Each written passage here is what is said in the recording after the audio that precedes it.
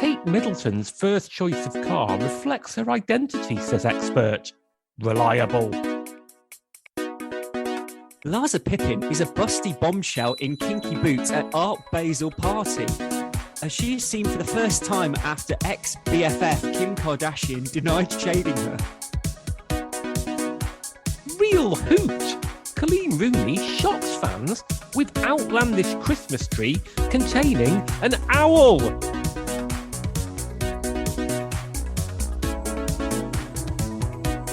Hello, and welcome to Barely Contained, the podcast that literally spikes the eggnog of showbiz journalism and parties on long into the night, but only, and I want to make this very clear, while strictly following all guidance. I'm Chris Beckett, and joining me as ever is Matt Withers. Hello there, Chris. Another topical reference to the politics there.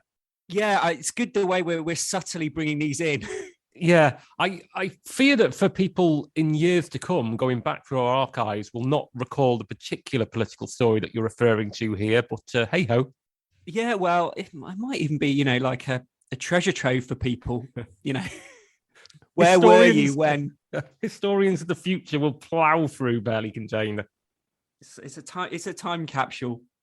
And in that spirit, I understand that you've got a thrilling story involving a member of the royal family and her automobile.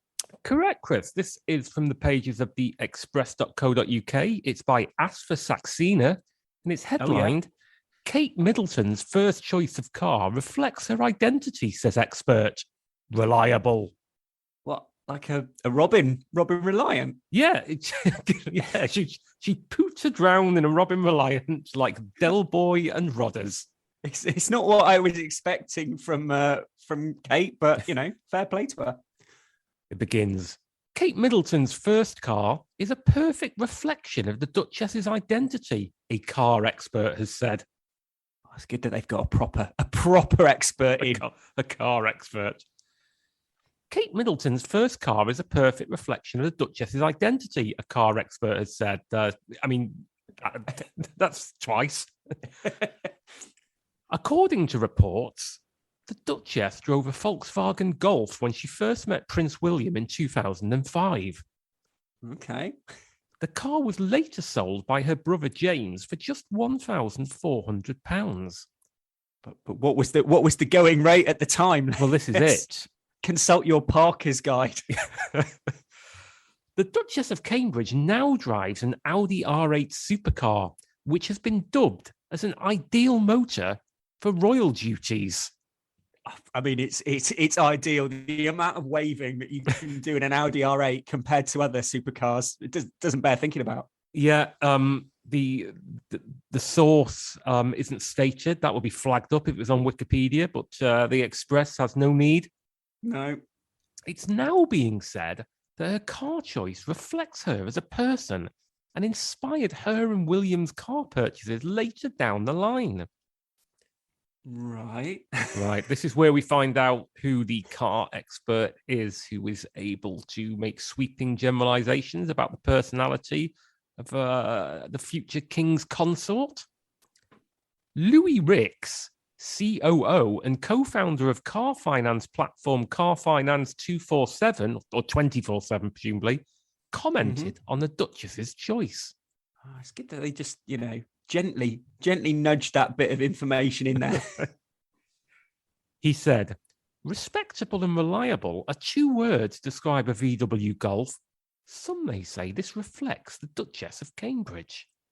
Her VW Golf Mark IV was valued at around 10k in 2001, but Kate may have been won over by its safety and comfort that renders it perfect as a first car, but also getting from A to B at university. Renders it perfect as a first car. I mean, what else could you say about a VW Golf? Is it a bit boxy? I mean, is that something that you would really want to be applied to Kate? She's not a bit boxy. No, exactly. She's a fine figure of a woman. Yeah. Kate owned her blue Volkswagen Golf with a 1.4 litre petrol model for over half a decade. Loyal as well as reliable and respectable. She's loyal to her brand. Reliable, loyal, Not boxy. Not boxy. Good roomy in the back. The car she first purchased in November 2001 was later valued at £30,000 by an auctioneer, purely due to Middleton's name being on the vehicle's logbook. Oh, maybe I'll put that on my logbook. Yeah, you could just put it on there. Scroll it on. The vehicle, which she depended on to get her to and from university in London, was also driven by the Duke, as Prince William was previously spotted driving the car when they were dating back in 2005. Oh, I hope he was on the insurance. I was about to say exactly the same thing. There is a picture here, which this is obviously a much later picture of him driving a car, because there's two young royals in the back, or one young royal, and I have no idea who that other person is actually. It looks a bit more spacious than a VW Golf as well. A little bit more, they're a family now. It's you've got to take these things into account. Mm-hmm. He continued. Kate moved on to an Audi A3 after graduating, but has now upgraded to the royal family's fleet of Land Rovers, a seemingly natural progression for a mum with a young family. It's just natural. I mean, I look forward to, in years to come, my wife progressing on to a fleet of Land Rovers. Yeah, I don't know where you'd park them, Chris. There's not that much room on your street. There's not, permit hell. Explaining how Kate moved on to a newer vehicle, Louis added, however, Kate's historic interest in Audi has evidently inspired the royal couple's car purchases. They now own the only non-British car in the entire royal fleet, an Audi R8 supercar. Yeah, I mean, didn't Kate do her dissertation on Audi? Yeah, she did. Audi. She did. She spent a lot of time in Ingolstadt, Audi's base. Because famously, when she did Celebrity Mastermind, that was her specialist subject. Yeah. But unfortunately, she was beaten by Sean Walsh. Tough times. Super fast and with great handling, it offers an unparalleled driving experience that's ideal for cruising in after a long day of royal duties. I'm sure that's that's on the Audi brochure. I mean, the suggestion there that she goes to need like car cruises. There's this thing with all these young people in their souped up cars with lowered suspensions meet up and rev their engines. Yeah, she'd maybe passed part of some sort of Fast and the Furious type set. Yeah. One would imagine so. It comes after it was reported Kate's childhood home has soared in its price and is now worth 21 times more than its original value. Kate's parents, Carol and Michael Middleton, bought the property for £34,700 in 1979, and now the property is worth £748,000. Well, that's that's time and interest rates for. Yeah, it is. I'm not sure that's having Middleton on the deeds of the house, and just the fact that in the intervening 42 years, house prices have famously rocketed. Would you be interested in some comments? Yeah.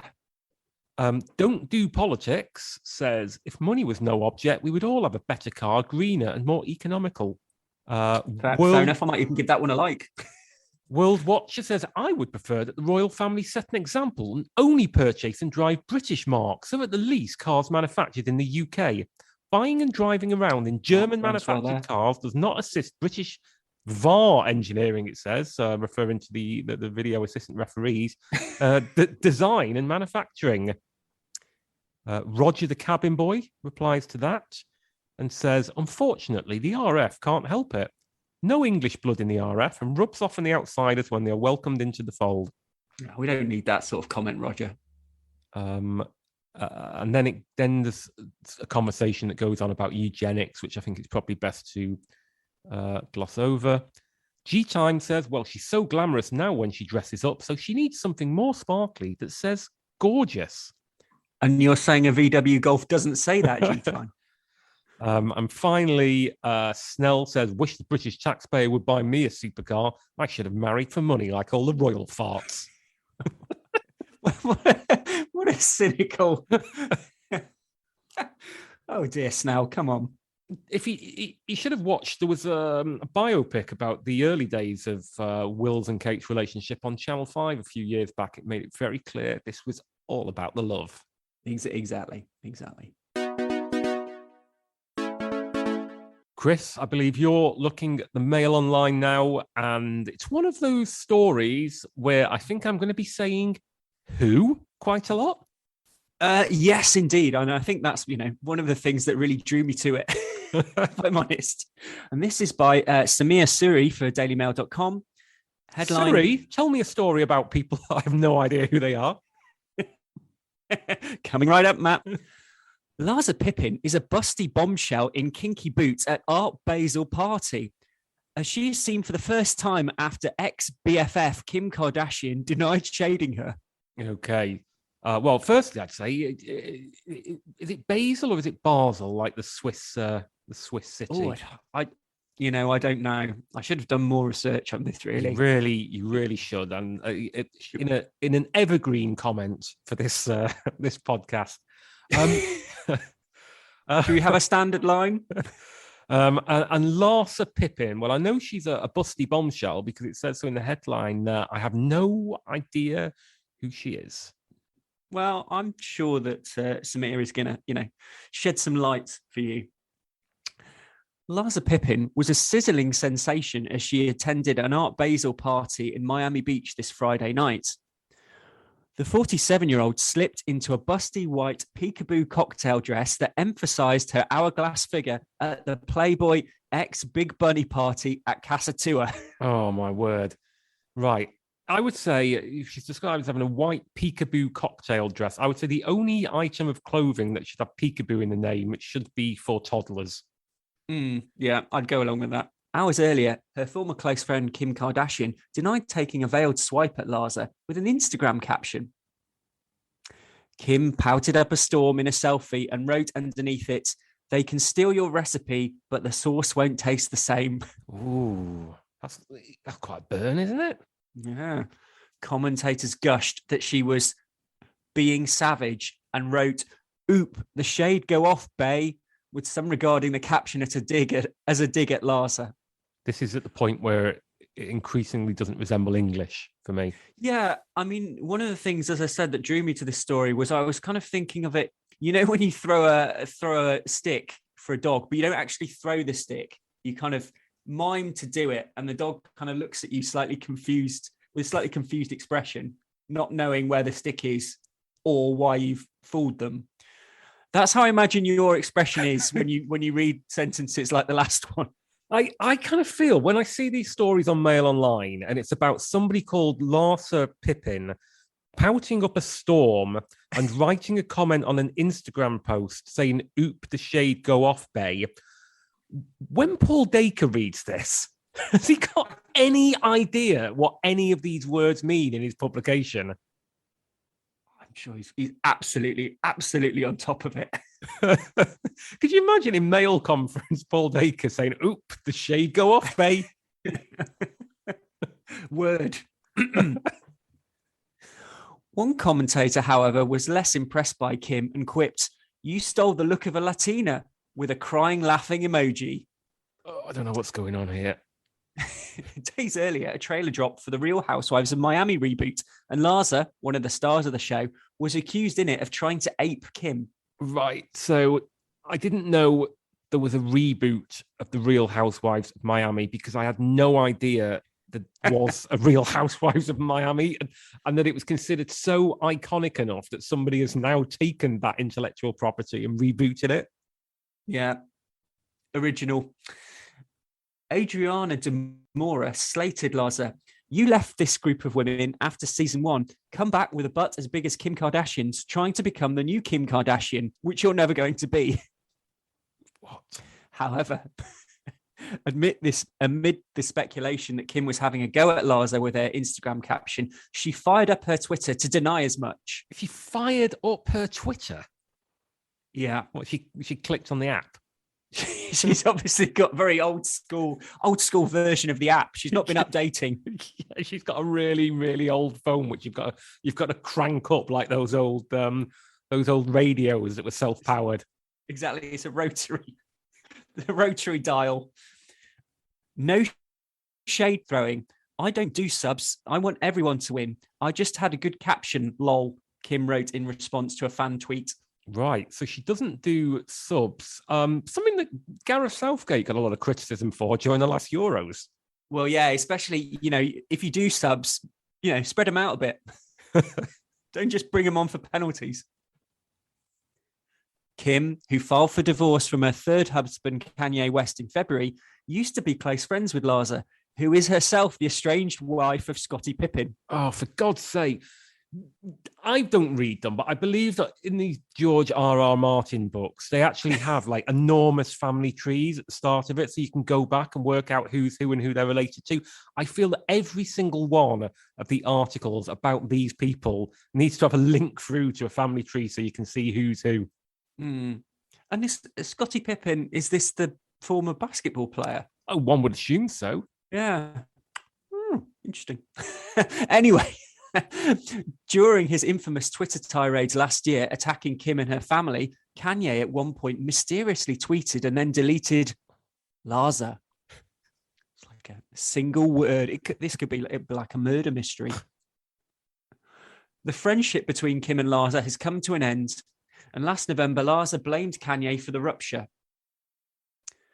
While appearing on the Hollywood Raw podcast with Dax Holt, she claimed Kanye would ring her up in the small hours of the morning and rant. Larsa then theorized that after she got drained and blocked him on my phone, the upset rapper turned his wife against her.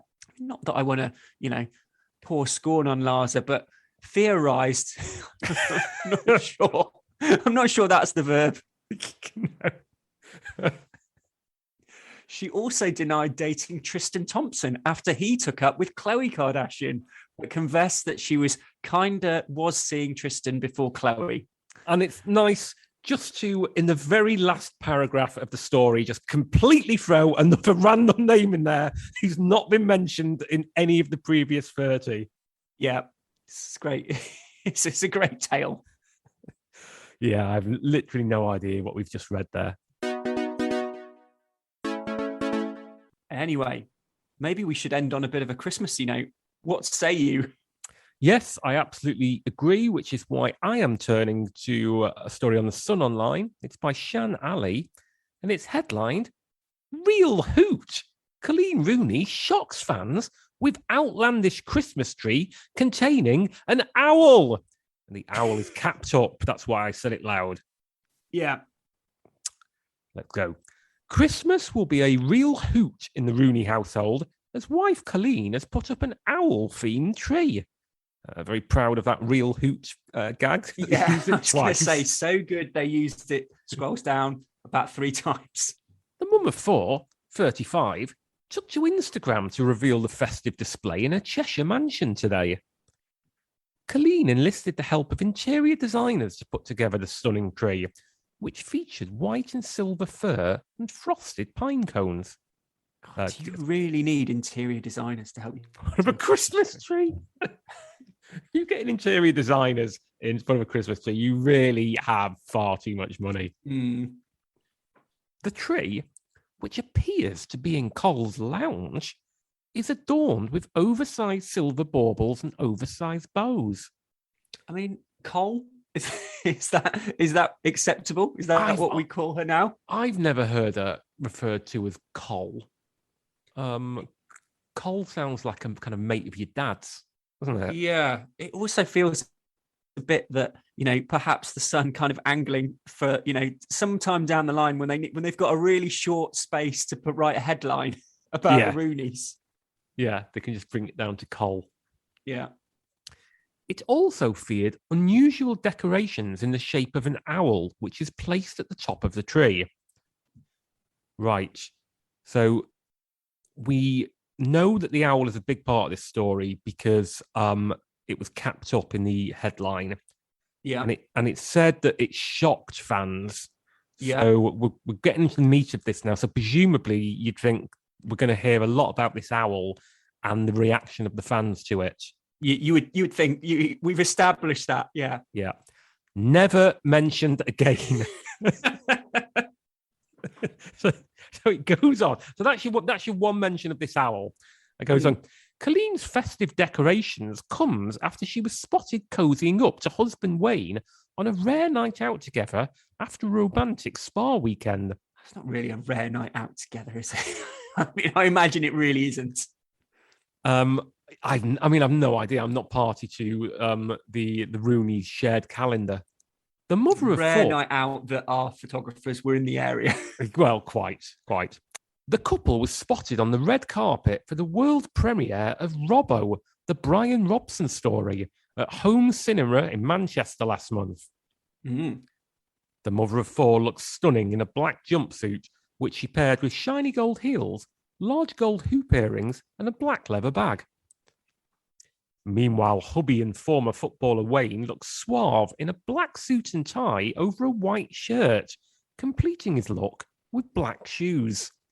Sounds very much like a standard suit and tie. Yeah, he's wearing a suit and tie, basically. Black tie.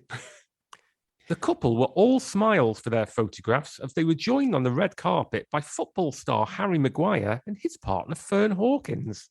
Coleen and Wayne looked lovingly towards each other and beamed smiles towards the cameras before heading inside to watch the film.